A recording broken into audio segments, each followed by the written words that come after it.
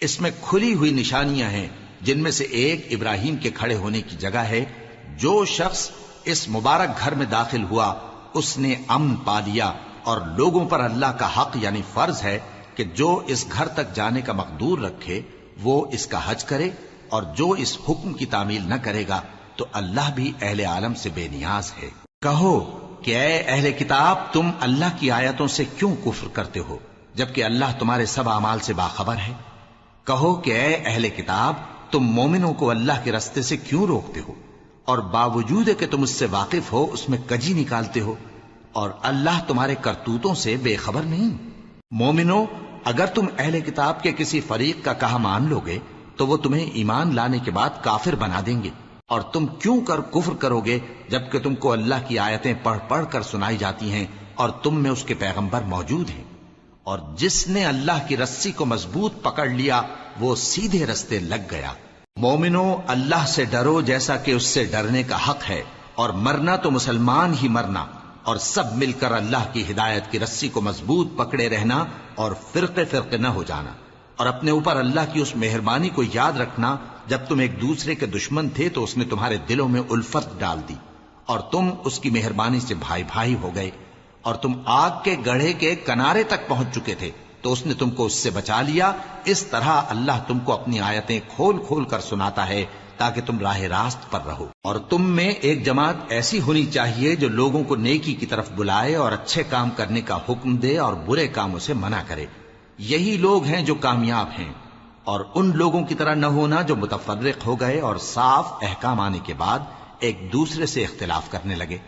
یہ وہ لوگ ہیں جن کو قیامت کے دن بڑا عذاب ہوگا، جس دن بہت سے منہ سفید ہوں گے اور بہت سے سیاہ۔ تو جن لوگوں کے منہ سیاہ ہوں گے ان سے اللہ فرمائے گا، کیا تم ایمان لا کر کافر ہو گئے تھے؟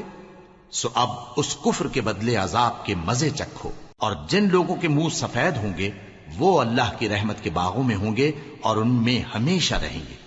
یہ اللہ کی آیتیں ہیں جو ہم تم کو ٹھیک ٹھیک پڑھ کر سناتے ہیں، اور اللہ اہل عالم پر ظلم نہیں کرنا چاہتا، اور جو کچھ آسمانوں میں اور جو کچھ زمین میں ہے سب اللہ ہی کا ہے، اور سب کاموں کا انجام اللہ ہی کی طرف ہے۔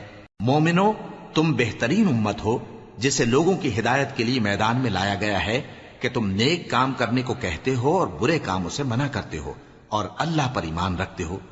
اور اگر اہل کتاب بھی ایمان لے آتے تو ان کے لیے بہت اچھا ہوتا، ان میں ایمان لانے والے بھی ہیں لیکن تھوڑے اور اکثر نافرمان ہیں۔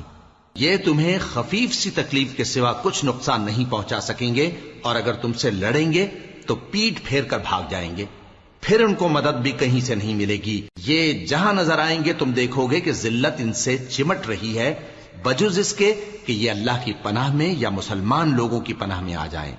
اور یہ لوگ اللہ کے غضب میں گرفتار ہیں اور ناداری ان سے لپٹ رہی ہے۔ یہ اس لیے کہ اللہ کی آیتوں سے انکار کرتے تھے اور اس کے پیغمبروں کو ناحق قتل کر دیتے تھے۔ یہ اس لیے کہ یہ نافرمانی کیے جاتے اور حد سے بڑھے جاتے تھے۔ یہ بھی سب ایک جیسے نہیں ہیں۔ ان اہل کتاب میں کچھ اچھے لوگ بھی ہیں جو رات کے اوقات میں اللہ کی آیتیں پڑھتے اور اس کے آگے سجدے کرتے ہیں۔ وہ اللہ پر اور روز آخر پر ایمان رکھتے اور اچھے کام کرنے کو کہتے اور بری باتوں سے منع کرتے اور نیکیوں پر لپکتے ہیں، اور یہی لوگ نیکوکار ہیں۔ اور یہ جس طرح کی نیکی کریں گے اس کی ناقدری نہیں کی جائے گی، اور اللہ پرہیزگاروں کو خوب جانتا ہے۔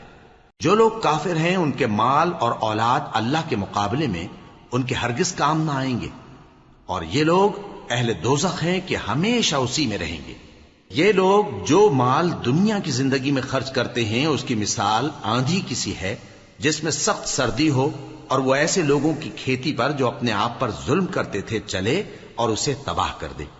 اور اللہ نے ان پر کچھ ظلم نہیں کیا بلکہ یہ خود اپنے اوپر ظلم کر رہے ہیں۔ مومنو، کسی غیر مذہب کے آدمی کو اپنا رازدار نہ بنانا۔